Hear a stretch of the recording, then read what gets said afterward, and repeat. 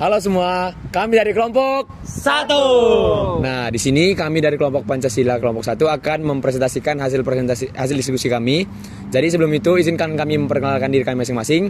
Perkenalkan, nama saya Ega Suraginata Tepu dengan NIM 114240063. Saya Juan Sausan Konspirasi dengan NIM 114240047. Saya Faribil Fadli Akbar dengan NIM 114240079. Saya Kaliana Madraziza dengan NIM 114240061. Saya Faikar Novanadi dengan NIM 114240060.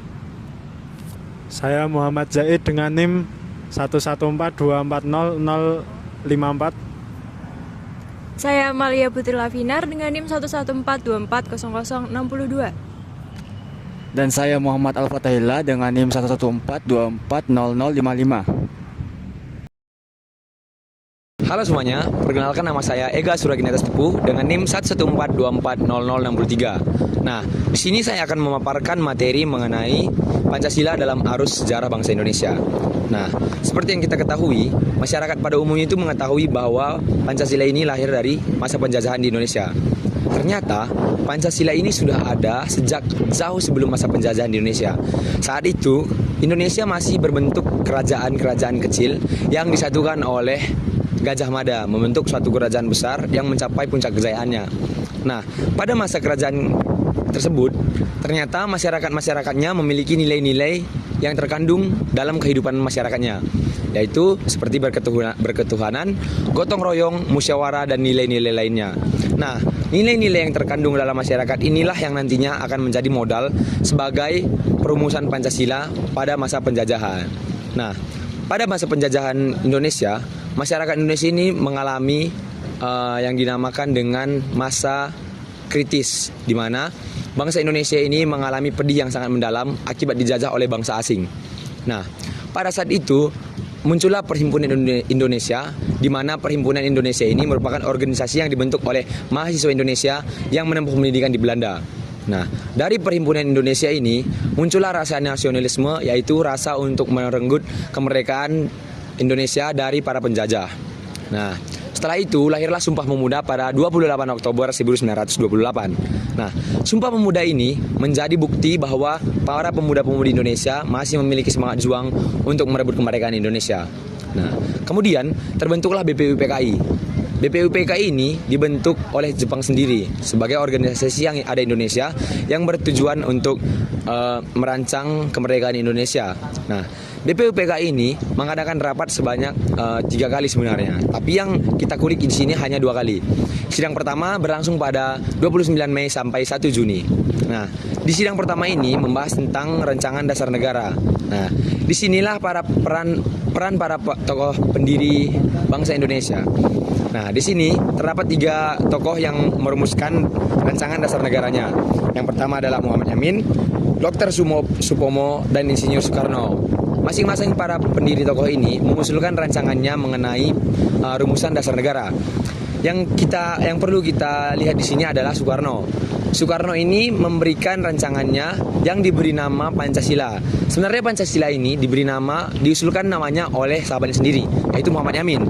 Nah, Pancasila ini berasal dari bahasa Sanskerta, yaitu Panca dan Sila.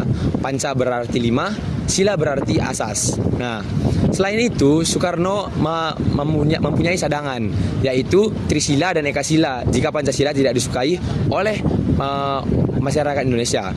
Nah, kemudian pada tanggal 10 sampai 16 Juli berlangsunglah sidang kedua BPUPKI. Di sana lahirlah Piagam Jakarta sebagai naskah pertama bangsa Indonesia untuk sebelum memproklamasikan kemerdekaannya. Nah, Piagam Jakarta ini kemudian berubah nama menjadi Pembukaan Undang-Undang Dasar 1945, yang dimana pada alinea keempat pembukaan undang-undang ini terdapat rumusan-rumusan Pancasila yang sudah ada pada sidang sebelumnya dan dirancangkan oleh Insinyur Soekarno. Nah, setelah itu saat bangsa Indonesia sedang sibuk-sibuknya dalam rapat merancang kemerdekaan Indonesia, Sekutu ternyata membombardir Jepang pada saat itu. Nah, saat itu Jepang mengalami masa keterpurukan yang sangat kelam. Nah, pada saat itu berita tentang hancurnya Jepang ini terdengar sampai ke telinga para pemuda-pemudi di Indonesia. Nah, tidak ingin melewatkan kesempatan, para pemuda-pemudi Indonesia ini mendesak untuk tokoh-tokoh terkemuka untuk memproklamasikan kemerdekaan.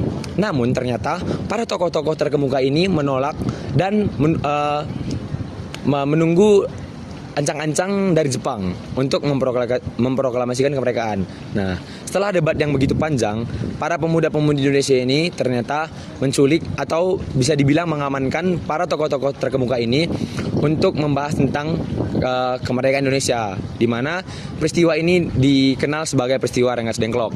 Nah, pada saat peristiwa Rengas Dengklok ini, para pemuda-pemudi dan tokoh terkemuka mengadakan rapat dan menyusun teks proklamasi sebagai awal dari menuju proklamasi di Indonesia. Nah, teks proklamasi ini sebenarnya sudah mengalami beberapa kali revisi. Dan pada akhirnya teks proklamasi ini disetujui dan ditandatangani oleh Insinyur Soekarno dan Muhammad Hatta mewakili para bangsa Indonesia. Nah, kemudian pada tanggal 17 Agustus 1945 pada akhirnya Insinyur Soekarno membacakan teks proklamasi, dan pada saat itulah kemerdekaan Indonesia resmi dinyatakan, dan di sanalah lahirnya Pancasila sebagai dari bentuk perjuangan dari bangsa Indonesia.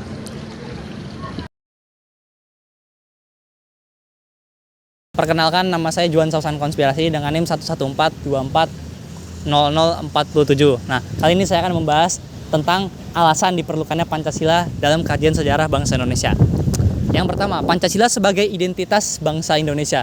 Nah, identitas berasal dari kata identity yang berarti tanda, ciri, atau jati diri yang melekat pada seorang individu ataupun kelompok yang membedakan antar individu dan antar kelompok lainnya. Nah, bangsa sendiri memiliki arti kelompok manusia yang memiliki kesamaan baik secara ideologi, bahasa, sejarah maupun tujuan. Nah, jadi Pancasila sebagai identitas bangsa berarti Pancasila ini sebagai ciri atau jati diri rakyat Indonesia yang membedakan bangsa Indonesia dengan bangsa-bangsa lainnya.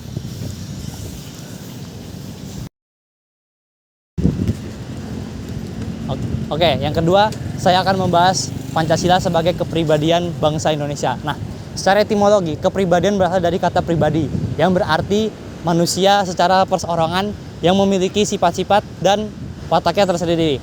Nah, atau dengan kata lain, kepribadian ini sebagai karakteristik sifat yang mencerminkan tindakan manusia.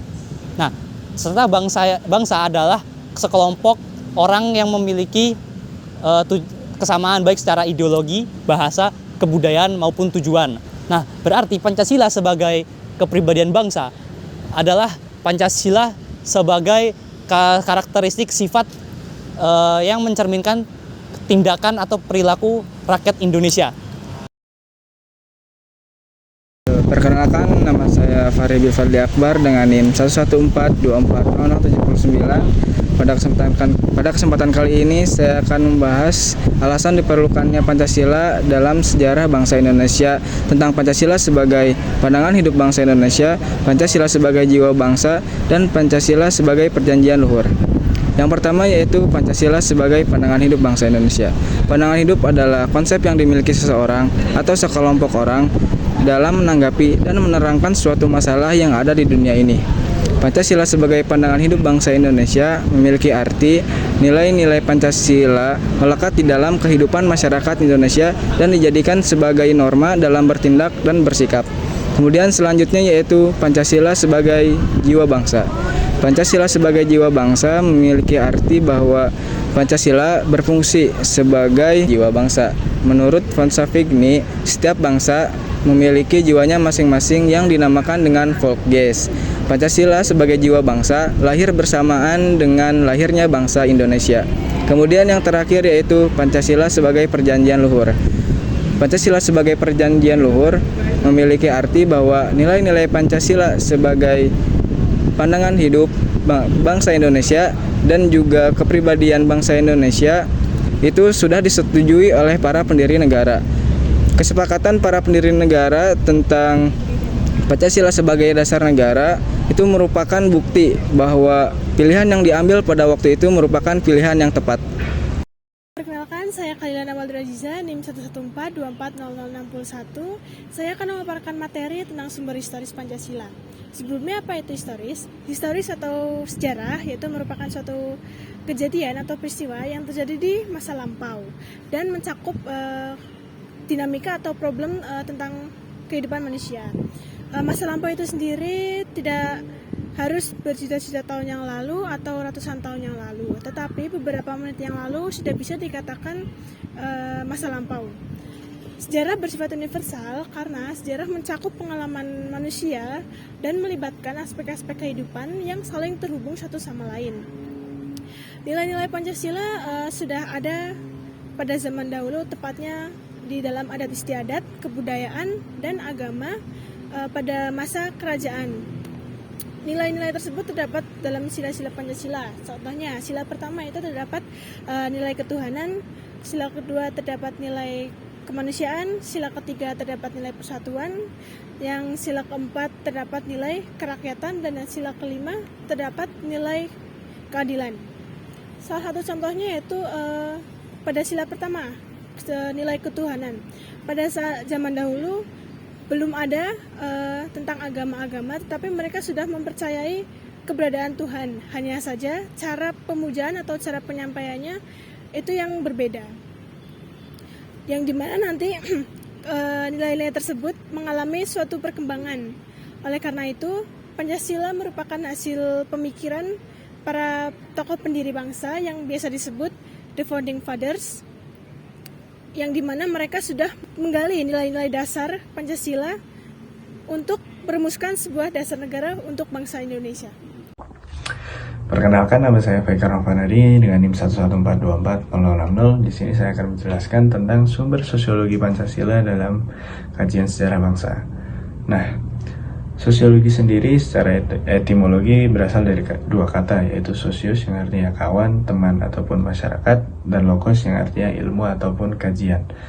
Nah, bisa ditarik kesimpulan bahwa sosiologi ini memiliki arti yaitu ilmu tentang hubungan masyarakat ataupun kajian mengenai hubungan antar individu dalam masyarakat. Nah, sumber sosiologi Pancasila itu berbeda dengan bangsa-bangsa lain. Nah, sumber sosiologi Pancasila ini diambil dari kehidupan bangsa Indonesia itu sendiri sebelum masa penjajahan. Nah, di mana bangsa Indonesia itu sendiri mendasari tentang pandangan hidup berbangsa dan bernegara itu dari asas kultural yang sudah melekat di bangsa Indonesia itu sendiri.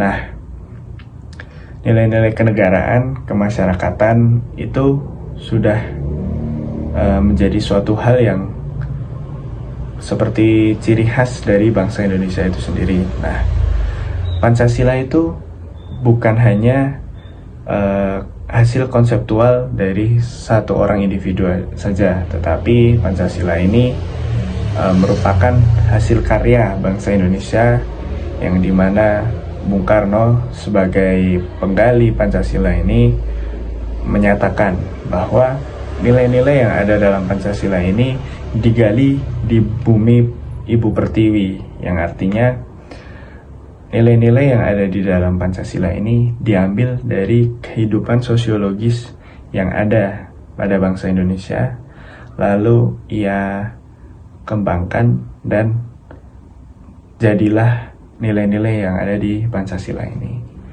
Nah,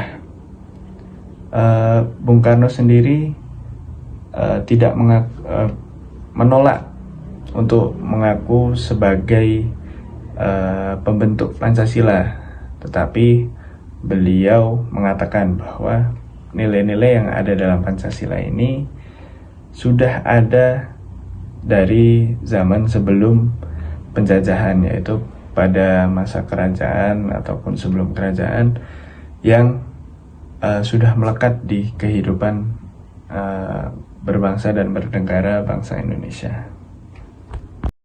Oke, perkenalkan, Saya Muhammad Zaid, NIM 11424040054 akan membahas sistem politis tentang Pancasila dalam kajian sejarah bangsa Indonesia. Nah, sistem politis tentang Pancasila adalah pandangan politik yang melandasi Pancasila dalam sebagai sistem filsafat, yaitu dasar negara dan ideologi negara. Nah, ideologi Pancasila merupakan ideologi yang istimewa. Kenapa dikatakan istimewa? Karena ideologi Pancasila ialah ideologi yang bersifat terbuka. Nah, maksud dari ideologi terbuka yaitu ideologi yang tidak kaku, tidak dogmatis, tidak absolut, dan tidak eksklusif, tetapi yang fleksibel, inklusif, responsif, dan adaptif terhadap perkembangan zaman. Nah, sebagai ideologi terbuka, Pancasila memiliki unsur-unsur pokok. Nah, apa saja unsur-unsur pokok itu?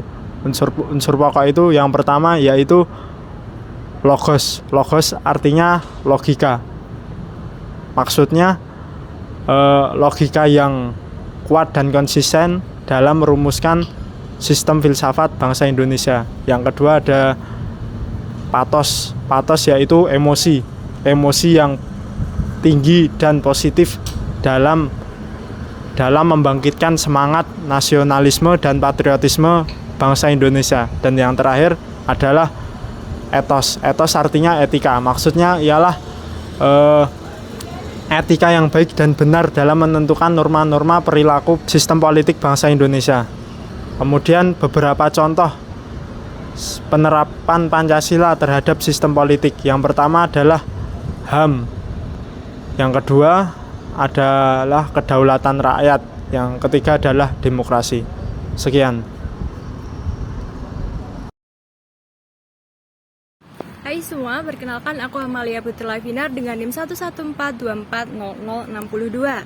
Di sini saya akan membahas mengenai bab membangun argumen, dinamika, dan tantangan Pancasila dalam sejarah. Yang pertama kita bahas mengenai dinamika Pancasila dalam sejarah. Dalam sejarah sendiri, bangsa Indonesia telah mengalami pasang surut di mana dalam pengamalan Pancasila nilai-nilainya. Dalam dinamika juga telah mengalami 3 masa. Yang pertama adalah masa Soekarno, di mana pada tahun 1960 Pancasila lebih dikenal dengan istilah Nasakom. Lalu masa kedua, Pancasila dijadikan sebagai pembenar kekuasaan dengan dikaitkan dengan P4, yaitu pedoman penghayatan pengamalan Pancasila. Lalu yang terakhir adalah masa era reformasi, di mana pada masa saat itu para kekuasaan lebih acuh tak acuh atau seolah-olah menganggap hal itu telah ditinggalkan. Lalu kita bahas yang kedua, yaitu mengenai tantangan Pancasila. Tantangannya sendiri berada pada nilai-nilai Pancasila yang tidak ditempatkan pada tempat yang seharusnya. Contohnya kita ambil kasus saat pengangkatan presiden oleh MPRS yang itu dikaitkan oleh seumur hidup. Namun sebenarnya dalam pasal 7 Undang-Undang Dasar 1945 disebutkan bahwa presiden harus diangkat sesuai periodik dan dalam kurun waktu setiap 5 tahun.